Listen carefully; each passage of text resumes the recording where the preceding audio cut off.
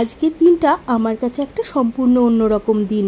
প্রতিদিনই দুপুরে লাঞ্চের কিছু না কিছু ভিডিও তো আমি তোমাদের সামনে এনেই থাকি। আর এ দেখো আমার কিন্তু রান্নাঘরে সব কিছু গোছানো হয়ে গেছে। বেশিরভাগ দিন সব কিছু গুছিয়ে নিয়ে তারপরই তোমাদের সঙ্গে রান্নাটা শেয়ার করি। আর আজকের দিনটা এই জন্যই আমি বললাম আমার কাছে অন্যরকম, কারণ আমি আজকে দুপুরে প্রতিজ্ঞা করেছি কোনো রকম অয়েল ছাড়াই, মানে তেল ছাড়াই আমি দুপুরের লাঞ্চ করব। আর তেল ছাড়া এমন সুস্বাদু একটা আমি রান্না করতে চলেছি, অথচ তোমাদের সাথে শেয়ার করব না, সেটা কি কখনো হয়েছে? আজকে দুপুরে আমি তেল ছাড়া খিচুড়ি করব। আর তার সাথে আমি করব তেল ছাড়া ডিমের অমলেট, তবে সেটা পালং শাক দিয়ে।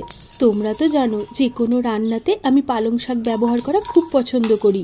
চলো আজকে তেল ছাড়া খিচুড়ি আমি কেমনভাবে রান্না করলাম সেটা তোমাদেরকে একবার দেখিয়ে দিই। শুকনো কড়াইয়ের মধ্যে আমি জিরে আর একটু সর্ষে ফোড়ন দিলাম। সর্ষেগুলো যখন একটু চটপট করে ফুটতে শুরু করলো, আমি ওর মধ্যে একটু পেঁয়াজ কুচি আর একটু রসুন কুচি দিলাম। সামান্য একটু নাড়াচাড়া করে অল্প একটু জল দিলাম। জলটা যতক্ষণ না শুকিয়ে যাচ্ছে ততক্ষণ নাড়াচাড়া করলাম। জলটা শুকিয়ে যাওয়া মানে আমাকে বুঝতে হবে আমার পেঁয়াজ কিন্তু মোটামুটি ভাজা হয়ে গেছে। এবার আমি ওপর থেকে একটু লঙ্কা কুচি আর একটু টমেটো কুচি দিলাম। আর তার সাথে সামান্য নুন, হলুদ, লঙ্কার গুঁড়ো আর একটু গরম মশলা গুঁড়ো দিলাম টেস্টের জন্য। তারপর আমি কিছুক্ষণ নাড়াচাড়া করে ওটাকে ঢাকা চাপা দিয়ে দেব, যতক্ষণ না টমেটোটা গলে যায় আর সমস্ত মশলার সাথে ভালো করে মিশে যায়।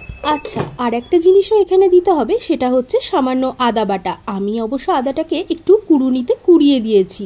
মশলাটা ভালো করে কষে গেলে আমি কিন্তু পালং শাকটা অ্যাড করে দেব। তোমরা এখানে তোমাদের পছন্দ মতো অনেক রকম সবজি দিতে পারো। এরপর পালং শাকের সাথে সব কিছুকে ভালো করে মিশিয়ে নিয়ে আমি আগের থেকে বাটিতে ভিজিয়ে রেখেছিলাম তোমার একটু ব্রাউন রাইস, একটু সব রকমের ডাল, মানে এর মধ্যে আছে মুসুরির ডাল, মুগের ডাল আর সামান্য একটু অড়হরের ডাল। তো সব কিছুকেই আমি একবারে দিয়ে দেবো। এরপর আমি সব কিছুকে আবারও একবার ভালো করে নাড়াচাড়া করে নিয়ে পরিমাণ মতো জল দিয়ে দেব। ব্যাস, এখন শুধু সেদ্ধ হওয়ার অপেক্ষা। চলো ততক্ষণে আমি আমার বিনা তেলে ডিমের অমলেটটাও বানিয়ে নিই। আমি একটা প্যানের মধ্যে প্রথমে পালং শাকগুলোকে দিয়ে দিলাম। অবশ্যই প্যানটাকে গরম করে তোমরা লো ফ্লেমে দিয়ে দেবে।